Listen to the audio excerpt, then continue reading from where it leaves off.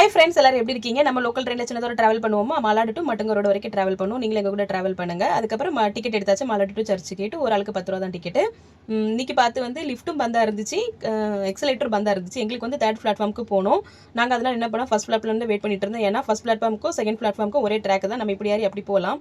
Saturday தான் அவ்வளோவா train கூட்டம் வராதுன்னு நினச்சி நாங்கள் ஃபர்ஸ்ட் கிளாஸ் கோச்சுக்கு நேரம் நின்றுட்டு இருந்தோம். ஆனால் நாங்கள் நின்ன நேரம் 3 ட்ரெயினுமே பயங்கர க்ரௌடாக கூட்டமாக தான் வந்துட்டு இருந்துச்சு.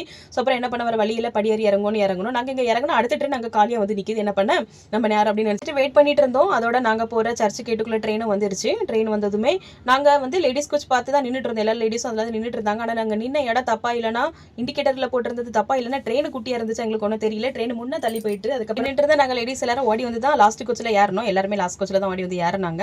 பரவாயில்ல, கூட கொஞ்சம் கம்மியாக தான் இருந்துச்சு. அதுக்கப்புறம் மட்டுங்கா ரோடு ரயில்வே ஸ்டேஷன் வந்துருச்சு. மட்டுங்கா ரோடு ஸ்டேஷன் வேறு, மட்டுங்கா ஸ்டேஷன் வந்து சென்ட்ரல் லைனு, மட்டுங்கா ரோடு வந்து இது வந்து வெஸ்டர்ன் லைனு.